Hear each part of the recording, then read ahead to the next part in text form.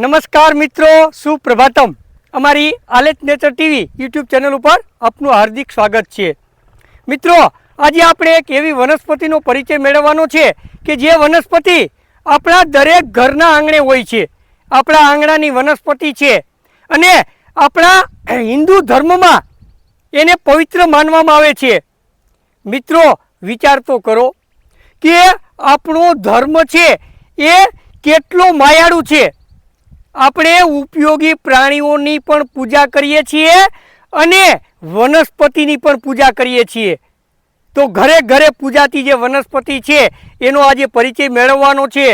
તો મિત્રો, એના વિશે એવું કહેવાય છે કે જેના ઘરે તુલસી અને ગાય, જેના ઘરે તુલસી અને ગાય તે ઘરે વેદ ન જાય. ડૉક્ટર છે ને એ તુલસી જ્યાં હોય અને જેના ઘરે ગાય માતા હોય એના ઘરે ડૉક્ટર ન જાય. એટલું આ બંનેનું મહત્ત્વ છે. ગાયને પણ આપણે માતા કહીએ છીએ અને તુલસીને પણ માતા કહીએ છીએ. આ બસ એક હિન્દુ ધર્મમાં જ છે. તો મિત્રો, આજે જોઈએ આવી એક વનસ્પતિ તુલસી વિશે. જોઈએ તુલસી. આ તુલસીનો છોડ છે. ચોમાસામાં વરસાદ થતાં અને મીઠું પાણી મળતાં તેના બીજ જ્યાં પડ્યા હોય ત્યાં ઉગી નીકળે છે. આમ તો સૌ કોઈ આ છોડથી પરિચિત જ હોય, તેમ છતાં આપણે તેના વિશે વિશેષ જાણવું છે. તુલસીના છોડ 3 પ્રકારના થાય છે, જેમાં રામ તુલસી એટલે કે શ્વેત તુલસી, શ્યામ તુલસી અને વન તુલસી. આ ત્રણેયનો અલગ અલગ પરિચય આપણે મેળવશું. આજે આપણે શ્વેત તુલસી એટલે કે રામ તુલસી, જેને આપણે ફક્ત તુલસી તરીકે પણ ઓળખીએ છીએ, એનો પરિચય મેળવવાનો છે. આ છોડ 2 થી 4 ફૂટ ઊંચા થાય છે. તે મોટે ભાગે ઘરના આંગણે, કુંડાઓમાં, મંદિરના પંટાંગણમાં તેમજ શાળાઓ અને બાગ બગીચાઓમાં વિશેષ જોવા મળે છે. હિન્દીમાં તેને તુલસ કે તુલસી કહે છે, જ્યારે તે સંસ્કૃતમાં તુલસી કે વૃંદાના નામે ઓળખાય છે. તેનું અંગ્રેજી નામ વ્હાઇટ બેઝિલ છે. તો તેનું શાસ્ત્રીય નામ એસીબમ સેક્ટમ છે. સેક્ટમનો અર્થ પવિત્ર થાય છે. આ તુલસીને પણ આપણે પવિત્ર માનીએ છીએ. તેના મૂળ પેન્સિલથી અંગૂઠા જેવા જાડા અને ખીલા મૂળ હોય છે. મૂળમાં વાસ ઉગ્ર અને સ્વાદ તેલી, તીખો, તુરો અને કડવાશયુક્ત હોય છે. મુખ્ય દાંડી પેન્સિલથી અંગૂઠા જેવી જાડી અથવા વિશેષ જાડી પણ જોવા મળે છે અને તેમાંથી અનેક શાખાઓ અને પ્રતિશાખાઓ નીકળી છોડને ઘેરાવદાર બનાવે છે. શાખાઓ 2 કે 3 સામસામે નીકળેલી હોય છે. તે લીસી, ચળકતી, ફીકા લીલા રંગની અને ચોધારી હોય છે. તુલસીના છોડમાં પાન સામસામે આવેલા, પતલા, બંને છેડે સાંકડા થતા અને વચમાં પહોળા હોય છે. તે 2 થી 4 ઇંચ લાંબા અને 1 થી 2 ઇંચ પહોળા હોય છે. પાનની કોર પર કાંગરી હોય છે. તેની ઉપરની સપાટીનો રંગ લીલો કે ઘેરો લીલો અને નીચેની સપાટીનો રંગ ફીકો લીલો હોય છે. તેની બંને સપાટી ઉપર સૂક્ષ્મ ગોળ બિંદુઓની બાનક હોય છે. તુલસીમાં ફૂલ શાખાઓના છેડે પુષ્પ ધારણ કરનારી સળી ઉપર માંજર રૂપે આવે છે. ફૂલના માંજર 4 થી 6 ઇંચ લાંબા હોય છે, જેમાં 15 થી 24 ફૂલોના ચક્રો અથવા તો મોગરા આવેલા હોય છે. દરેક ચક્રમાં 6 ફૂલો જોવા મળે છે. ફૂલો 5 પત્રોના અને 5 પાંખડીઓવાળા સફેદ પડતા પીળા ફીકા રંગના હોય છે. તેમાં તળિયે લીસી સૂક્ષ્મ પગડી ઉપર 4 ઊભા ફળ તૈયાર થાય છે. તેમાં બીજ ગોળાઈ લેતા પ્રથમ સફેદ રંગના પરંતુ પાકતા ઘેરા ભૂરા રંગના થઈ જાય છે.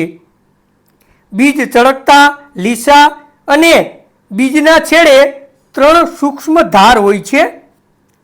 લેબિયેટી વર્ગની આ વનસ્પતિ આપણી હિન્દુ સંસ્કૃતિમાં પવિત્ર વનસ્પતિ મનાય છે. આ છોડ દેખાવમાં ખૂબ સુંદર, સુગંધિત અને જ્યારે તેના ઉપર માંજર આવે ત્યારે આખો છોડ માંજરથી ભરાઈ જાય છે. આ બહુવર્ષાયુ છોડ છે. 2-3 વર્ષ સુધી તે ટકી રહે છે. ત્યારબાદ આપોઆપ તે મુરઝાઈ જાય છે અને અંતે સુકાઈ જાય છે. આખા છોડમાંથી મનભાવક તીવ્ર ગંધ આવે છે. તુલસીના ઔષધિ ગુણની જો વાત કરીએ તો તે સ્વાદે તીખી, તુરી, કડવી, મધુરી, ગરમ, હળવી, તીક્ષ્ણ, દાહકર, પિત્તકર, હૃદય, અગ્નિદીપક તેમજ લઘુ છે. તે વાયુ, શ્વાસ, કફ, કૃમિ, ઉલટી, દુર્ગંધ, કોઢ, વિષ, મૂત્રકૂચ, રક્તદોષ, ભૂતબાધા, શૂળ, તાવ, આંચકી, અજીર્ણ અને કૃમિ દૂર કરનાર મનાય છે. તેના છોડ હવાને શુદ્ધ કરનાર અને તેની તીવ્ર ગંધ વાયરસ અને ફૂગનાશક હોય આપણને રોગથી બચાવનાર છે. તેમજ શ્વેતકણો વધારી અને રોગ પ્રતિકારક વધારનાર છે. તુલસીના ઔષધિ ઉપયોગની જો વાત કરીએ તો તેનું મૂળ, ડાળખીઓ, પાન, ફૂલ અને બીજ એમ સર્વાંગ ઉપયોગી છે. આ છોડની ગંધ માત્રથી રોગકારક જંતુઓ, જીવાણુઓ, વિષાણુઓ અને ઝેરી ફૂગ દૂર રહે છે. માટે જ તે વાતાવરણ શુદ્ધ કરનાર મનાય છે અને એટલે જ તેને ઘર આંગણે વાવવાનો મહિમા છે. તુલસીના 4-5 પાન દરરોજ ખાવાથી કફ, શરદી, ઉધરસ, મોઢાની દુર્ગંધ અને બીજા પણ ઘણા બધા રોગો દૂર રહે છે.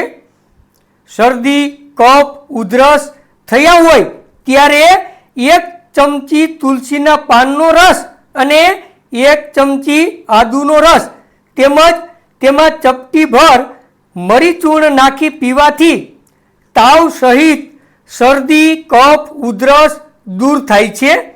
2-3 દિવસ આ પ્રયોગ કરવો જોઈએ. ન્યુમોનિયા, તાવ અને ઉલટી પણ આ પ્રયોગથી દૂર થાય છે. તુલસીના બીજ પૌષ્ટિક, ભૂખ લગાડનાર અને સ્ફૂર્તિ લાવનાર છે. તુલસીના પાનનો રસ 1 ચમચી અને તેમાં 1 ચમચી મરીચૂર્ણ મેળવી પીવાથી મલેરિયા તાવ છે એ ઉતરે છે. તુલસીના બીજમાં ગોળ મેળવી ચણિયા બોર જેવડી ગોળીઓ બનાવી લેવી. આ એક ગોળી સવાર સાંજ ગાયના દૂધ સાથે લેવાથી નપુંસકતા દૂર થાય છે, પાચન શક્તિ વધે છે, યૌવન ટકી રહે છે તેમજ શરીરમાં સ્ફૂર્તિ અને શક્તિનો સંચાર થાય છે. તુલસીના પાનનો રસ શરીરે ચોરવાથી શિરસ દૂર થાય છે, ચામડી સુંદર અને મુલાયમ બને છે તેમજ ત્વચા રોગ દૂર થાય છે. તુલસીના પાનના રસમાં લીંબુ મેળવી દાદર ઉપર લગાડવાથી દાદર મટે છે. તુલસીના પાનના રસમાં મધ મેળવી પીવાથી હેડકી શાંત થાય છે. તુલસીના પાન, વાવડિંગ અને ગોળની ગોળી બનાવી બાળકને ખવડાવવાથી કૃમિ દૂર થાય છે. તુલસીના પાન, સૂંઠ અને રાસનાના ઉકાળામાં દિવેલ નાખી પીવાથી રાંઝણ, સાયટિકા મટે છે. તુલસી, આદુ, અરડુસી ત્રણેયનો 1 ચમચી રસ 1 ચમચી મધ સાથે લેવાથી દરેક પ્રકારના તાવ, ખાંસી, શ્વાસ, દમ અને કફ રોગ દૂર થાય છે. આમ તુલસીનો છોડ પવિત્ર અને નિર્દોષ છે, માટે જ તેની પૂજા થાય છે. તેમ છતાં તેનો પ્રમાણસર ઉપયોગ કરવો જોઈએ. તેની ગંધ ઉગ્ર હોય, જેને એલર્જી હોય તેણે તેનાથી દૂર રહેવું જોઈએ. તેમજ તાસીરને અનુકૂળ ન હોય તો તેનો ઉપયોગ ટાળવો જોઈએ. તો મિત્રો, આજે આપણે આ તુલસી વિશે પરિચય મેળવ્યો. મેં તમને કીધું કે તુલસી છે એને પવિત્ર માનવામાં આવે છે અને પવિત્ર એમને એમ નથી મનાતી, એની ઉપયોગિતા એટલી છે. અને આપણે લોકો, મેં તમને કીધું એમ, એવા માયાળુ છીએ કે આપણે ઉપકારનો બદલો ક્યારેય ભૂલતા નથી અને એટલે જ આની પૂજા કરીએ છીએ અને આ વનસ્પતિ પૂજા કરવા યોગ્ય છે.